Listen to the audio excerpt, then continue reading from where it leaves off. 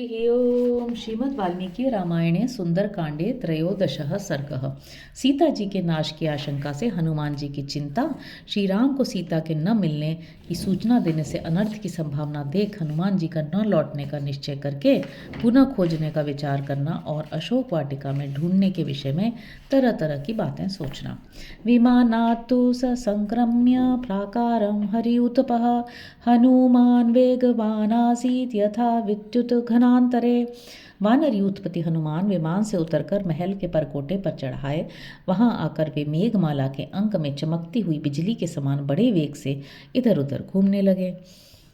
समपरिक्रम्य हनुमान रावणस्य निवेशनान् दृष्ट्वा जानकीं सीताम् अब्रवीत् वचनं कपि। रावण के सभी घरों में एक बार पुनः चक्कर लगाकर जब कपिवर हनुमान जी ने जनक नंदिनी सीता को नहीं देखा, तब वे मनी मन इस प्रकार कहने लगे। भूयिष्ठं लोलिता लंका रामस्य चरता प्रियं न हि पश्यामि वैदेहीं सीतां सर्वांग शोभनाम। मैंने श्री रामचंद्र जी का प्रिय करने के लिए कई बार लंका को छान डाला, किंतु सर्वांग सुंदरी विदेह नंदिनी सीता मुझे कहीं नहीं दिखाई देती हैं। पल्लवलानि तटाकानि सरांसि सरितस्तथा नद्यो नूपवनान्ताश्च दुर्गाश्च धरणीधराः लोलिता वसुधा सर्वा न च पश्यामि जानकीं। मैंने यहाँ के छोटे तालाब, पोखर, सरोवर, सरिताएं, नदियाँ, पानी के आसपास के जंगल तथा दुर्गम पहाड़ सब देख डाले। इस नगर के आसपास की सारी भूमि खोज डाली, किंतु कहीं भी मुझे जानकी जी का दर्शन नहीं हुआ। इह सम्पातिना सीता रावणस्य निवेशने आख्याता गृध्रराजेन न च सा दृश्यते न किम। गृध्रराज संपाति ने जो सीता जी के को यहाँ रावण के महल में ही बताया था, फिर भी न जाने क्यों वे यहाँ नहीं दिखाई देती हैं। किन्नु सीताथ वैदेही मैथिली जनकात्मजा उपतिष्ठेत विवशा रावणेन हृता बलात्। क्या रावण के द्वारा बलपूर्वक हरकर लाई हुई विदेह कुल नंदिनी मिथिलेश कुमारी जनक दुलारी सीता कभी विवश होकर रावण की सेवा में उपस्थित हो सकती हैं? क्षिप्रमुत्पत तो मन्ये सीता मादाय रक्षसः बिभ्यतो राम बाणानामंतरा पतिता भवेत्।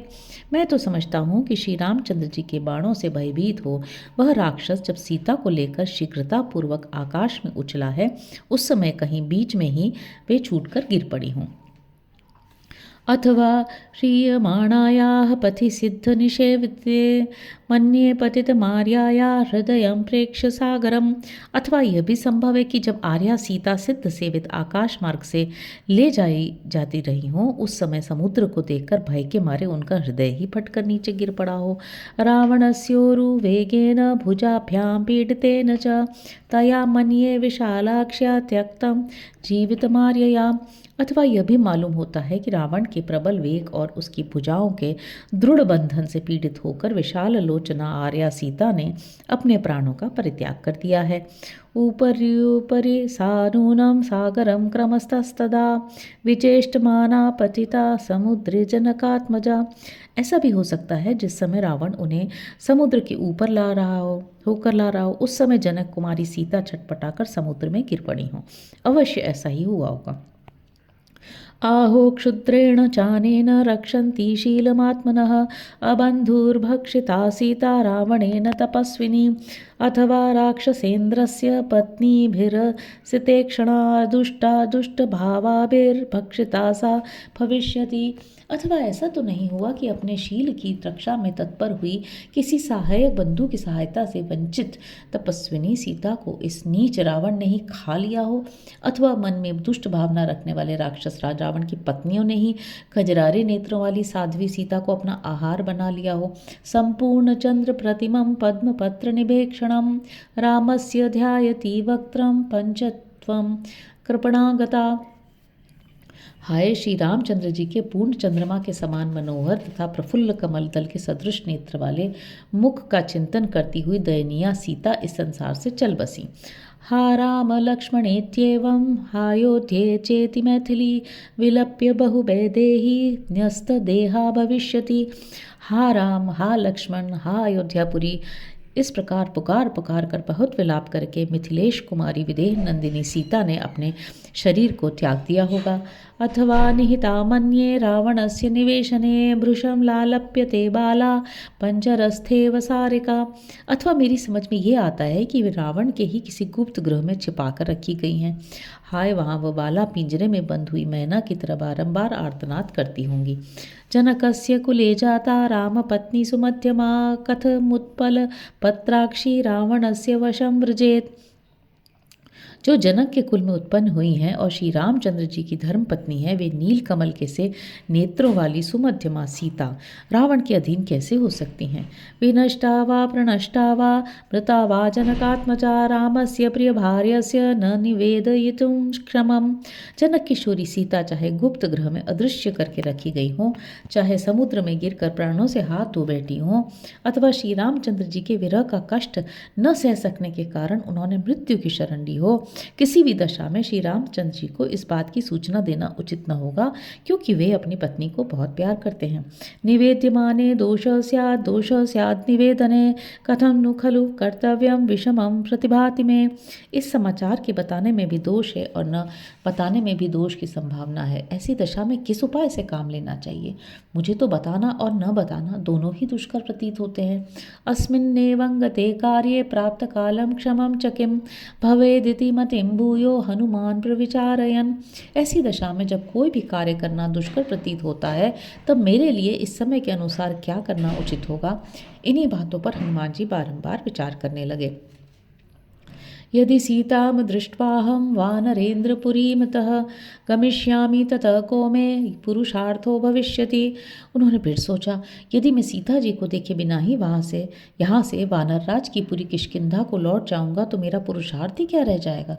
ममेदं लंघनं व्यर्थं सागरस्य भविष्यति प्रवेशश्चैव लंकायां राक्षसानां च दर्शनम्। फिर तो मेरा यह समुद्र लंघन, लंका में प्रवेश और राक्षसों को देखना सब व्यर्थ हो जाएगा। किं वा वक्ष्यति सुग्रीवो हरयो वापि संगताः किष्किन्धामनुसंप्राप्तं तौ वा दशरथात्मजौ। किष्किंधा में पहुंचने पर मुझसे मिलकर सुग्रीव, दूसरे वानर तथा वे दोनों दशरथ राजकुमार भी क्या कहेंगे। कत्वा तु यदि काकुत्सं वक्ष्यामि परुषं वचः न दृष्टेति मया सीता ततस्त्यक्षति जीवितम। यदि वहां जाकर मैं श्री रामचंद्र जी से कठोर बात कह दूं कि मुझे सीता का दर्शन नहीं हुआ, तो वे प्राणों का परित्याग कर देंगे। परुषम दारुणम तीक्ष्णम कुक्रूरमिंद्रियतापनम सीता निमित्तम दुर्वाक्यम श्रुत्वा स न भविष्यति। सीता जी के विषय में ऐसे रूखे, कठोर, तीखे और इंद्रियों को संताप देने वाले दुर्वचन को सुनकर वे कदापि जीवित नहीं रहेंगे। तं तु कृच्छ्रगतं दृष्ट्वा पंचत्वगतमानसं भृशा नुरक्त मेधावी न भविष्यति लक्ष्मणः। उन्हें संकट में पड़कर प्राणों के परित्याग का संकल्प करते देख उनके प्रति अत्यंत अनुराग रखने वाले बुद्धिमान लक्ष्मण भी जीवित नहीं रहेंगे। विनष्टौ भ्रातरौ श्रुत्वा भरतोऽपि मरिष्यति भरतं च मृतं दृष्ट्वा शत्रुघ्नो न भविष्यति। अपने इन दो भाइयों के विनाश का समाचार सुनकर भरत भी प्राण त्याग देंगे और भरत की मृत्यु देखकर शत्रुघ्न भी जीवित नहीं रह सकेंगे। पुत्रान् मृतान् समीक्ष्याथ न भविष्यन्ति मातरः कौसल्या च सुमित्रा च कैकेयी च न संशयः। इस प्रकार चारों पुत्रों की मृत्यु हुए देख कौशल्या, सुमित्रा और कैकेयी ये तीनों माताएं भी निस्संदेह प्राण दे देंगी। कृतज्ञ सत्यसंधश्च सुग्रीव प्लवगाधिपः रामं तथागतं दृष्ट्वा ततस्त्यक्षति जीवितम। कृतज्ञ और सत्प्रतिज्ञ वानर राज सुग्रीव भी जब श्री रामचंद्र जी को ऐसी अवस्था में देखेंगे तो स्वयं भी प्राण विसर्जन कर देंगे। दुर्मना व्यथिता दीना निरानंदा तपस्विनी पीड़िता भर्तृशोकेन रुमात्यक्षति जीवितम। तत्पश्चात पति शोक से पीड़ित हो दुखित चिरत दीन व्यथित और आनंद शून्य हुई तपस्विनी रुमा भी जान दे देंगी। वालिजेन तु दुःखेन पीडिता शोककर्षिता पंचत्वमागता राज्ञी तारापि न भविष्यति। फिर तो रानी तारा भी जीवित नहीं रहेंगी। वे वाली के विरह जनित दुख से तो पीड़ित ही थी, इस नूतन शोक से कातर हो शीघ्र ही मृत्यु को प्राप्त हो जाएंगी। माता पित्रोर्विनाशेन सुग्रीव व्यसनेन च कुमारोऽप्यङ्गदस्तस्मात् विजहिष्यति जीवितम्। माता पिता के विनाश और सुग्रीव के मरण जनित संकट से पीड़ित हो कुमार अंगद भी अपने प्राणों का परित्याग कर देंगे। भर्तृजेन तो दुःखेन अभिभूता वनौकसः शिरास्यभिनिश्यन्ति तलैर्मुष्टिभिरेव च सान्त्वेनानुप्रदानेन मानेन च यशस्विना लालिताः कपिनाथेन प्राणास्त्यक्ष्यन्ति वानराः। तदनंतर स्वामी के दुख से पीड़ित हुए सारे वानर अपने हाथों और मुक्कों से सिर पीटने लगेंगे। यशस्वी वानर राज ने सांत्वनापूर्ण वचनों और दान मान से जिनका लालन पालन किया था वे वानर अपने प्राणों के परित्याग कर देंगे। न वनेषु न शैलेषु न निरोधेषु न वा पुनः क्रीडामनुभविष्यन्ति समेत्य कपिकुंजराः। ऐसी अवस्था में शेष वानर वनों पर्वतों और गुफाओं में एकत्र होकर फिर कभी क्रीड़ा विहार का आनंद नहीं लेंगे। सपुत्रदाराः सामात्या भर्तृव्यसन पीडिता शैलाग्रेभ्य पतिष्यन्ति समेषु विषमेषु च। अपने राजा के शोक से पीड़ित हो सब वानर अपने पुत्र स्त्री और मंत्रियों सहित पर्वतों के शिखरों से नीचे सम अथवा विषम स्थानों में गिरकर प्राण दे देंगे। विषमुध्वन धनम वापि प्रवेशम ज्वलनस्य वा उपवास मदोशस्त्रम प्रचरिष्यन्ति वानराः। अथवा सारे विष पी लेंगे या फांसी लगा लेंगे या जलती आग में प्रवेश कर जाएंगे। उपवास करने लगेंगे अथवा अपने ही शरीर में छुरा भोंक लेंगे। घोरमारोदनं मन्ये गते मयि भविष्यति इक्ष्वाकुकुलनाशश्च नाशश्चैव वनौकसाम्। मेरे वहाँ जाने पर मैं समझता हूँ बड़ा भयंकर आर्तनाद होने लगेगा। इक्ष्वाकुकुल का नाश और वानरों का भी विनाश हो जाएगा। सोहम नैव गमिष्यामि किष्किन्धां नगरीमितः न हि शक्ष्याम्यहं द्रष्टुं सुग्रीवं मैथिलीं विना। इसलिए मैं यहाँ से किष्किंधापुरी को तो नहीं जाऊँगा। मिथिलेश कुमारी सीता को देखे बिना मैं सुग्रीव का भी दर्शन नहीं कर सकूँगा।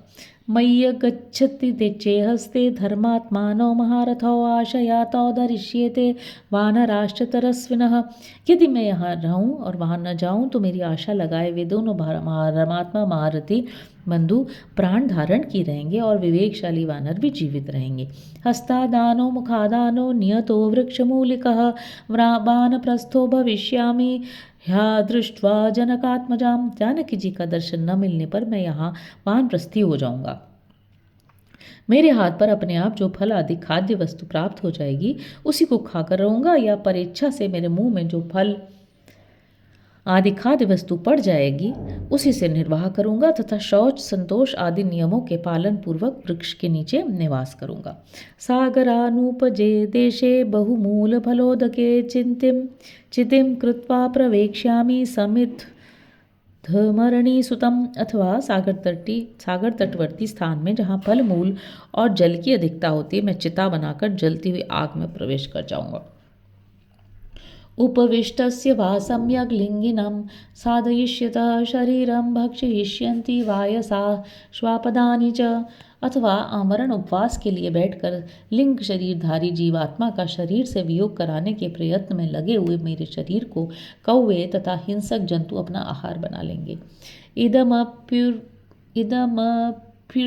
ऋषिभिर्दुष्टं निर्याणमिति मे मितः मतिः सम्यगाप प्रवेक्ष्यामि न चेत पश्यामि जानकीं।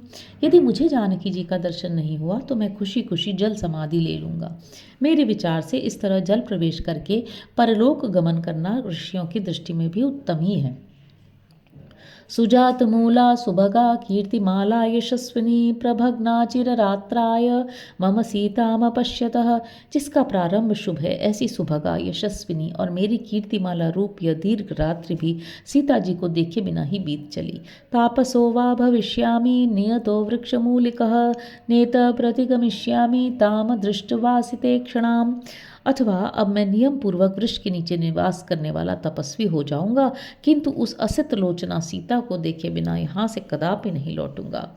यदि तु प्रतिगच्छामि सीता मनधिगम्यताम् अंगद सहित सर्वैर्वानरैर्न भविष्यति। यदि सीता का पता लगाए बिना ही मैं लौट जाऊं तो समस्त वानरों सहित अंगद जीवित नहीं रहेंगे।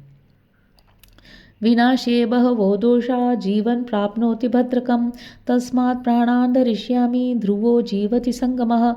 इस जीवन का नाश कर देने में बहुत से दोष हैं। जो पुरुष जीवित रहता है वह कभी न कभी अवश्य कल्याण का भागी होता है। अतः मैं इन प्राणों को धारण किए रहूंगा। जीवित रहने पर अभीष्ट वस्तु अथवा सुख की प्राप्ति अवश्यम भावी है। एवं बहुविधम दुखम मनसा धारयन् बहु नाद्य गच्छत तदा पारम शोकस्य कपिकुंजरः। इस तरह मन में अनेक प्रकार के दुख धारण किए कपिकुंजर हनुमान जी शोक का पार न पा सके। ततो विक्रममासाद्य धैर्यवान् कपिकुञ्जरः रावणं वा वधिष्यामि दशग्रीवं महाबलं काममस्तु हृता सीता प्रत्याशीर्णं भविष्यति। तदनंतर धैर्यवान कपिश्रेष्ठ हनुमान ने पराक्रम का सहारा लेकर सोचा, अथवा महाबली दशमुख रावण का ही वध क्यों न कर डालूं। भले ही सीता का अपहरण हो गया हो, इस रावण को मार डालने से उस वैर का भरपूर बदला सध जाएगा। अथ वैनम समुक्षिप्य उपरि सागरम रामयोपरि हश्यामि पशुम पशुपतेर्व। अथवा इसे उठाकर समुद्र के ऊपर ऊपर से ले जाऊं और जैसे पशुपति रुद्र या अग्नि को पशु अर्पित किया जाए, उसी प्रकार श्री राम के हाथ में इसको सौंप दूं।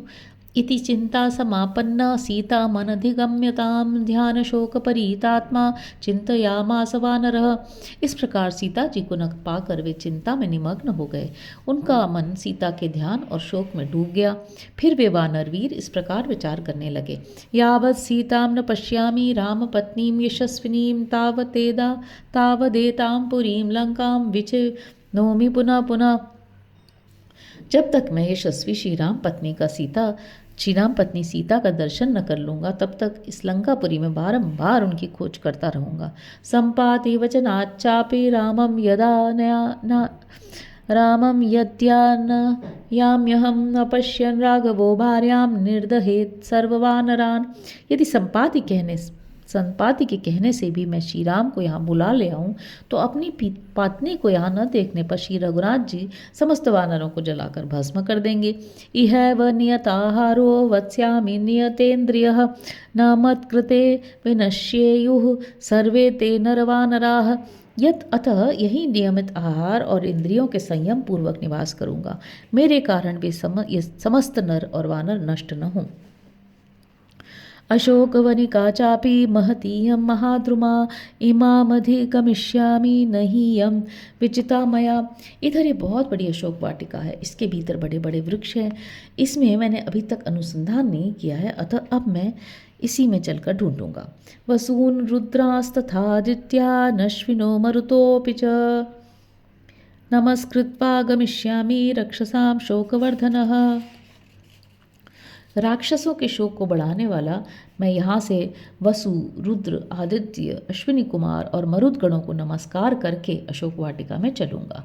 जित्वा तु राक्षसान् देवीं इक्ष्वाकुकुलनंदिनीं संप्रदास्यामि रामाय सिद्धिमिव तपस्विने। वहाँ समस्त राक्षसों को जीत कर जैसे तपस्वी को सिद्धि प्राप्त प्रदान की जाती है, इसी प्रकार श्री रामचंद्र जी के हाथ में इक्ष्वाकुकुल को आनंदित करने वाली देवी सीता को सौंप दूंगा। सहमूर्तमिव ध्यात्वा चिंता विग्रथितेन्द्रियः उदस्तिष्ठन् महाबाहुर्हनुमान् मारुतात्मजः। नमोस्तु रामाय सलक्ष्मणाय देव्ये च तस्यै जनकात्मजाय। नमोस्तु रुद्रेन्द्रिय मानिलेभ्यो नमोस्तु चंद्राग्निमरु गणेभ्यः। इस प्रकार 2 घड़ी तक सोच विचार करके चिंता से शिथिल इंद्रिय वाले महाबाहु पवन कुमार हनुमान सहसा उठकर खड़े हो गए और देवताओं को नमस्कार करते हुए बोले, लक्ष्मण सहित श्री राम को नमस्कार है, जनक नंदिनी सीता देवी को भी नमस्कार है, रुद्र, इंद्र, यम और वायु देवता को नमस्कार है तथा चंद्रमा, अग्नि एवं मरुद गणों को भी नमस्कार है। स तेभ्यस्तु नमस्कृत्वा सुग्रीवाय च मारुतिः दिशः सर्वा समालोक्य सोशोकवनिकां प्रति।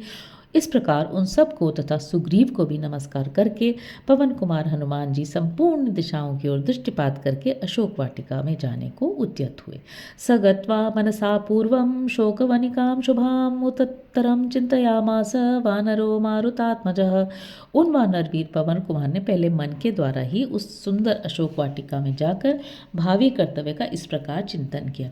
ध्रुवं तु रक्षो बहुला भविष्यति वनाकुला अशोकवनिका पुण्या सर्वसंस संस्कार संस्कृता। वह पुण्यमयी अशोक वाटिका सींचने कोड़ने आदि सब प्रकार के संस्कारों से सवारी गई है। वह दूसरे दूसरे वनों से भी घिरी हुई है, अतः उसकी रक्षा के लिए वहाँ निश्चय ही बहुत से राक्षस तैनात किए गए होंगे।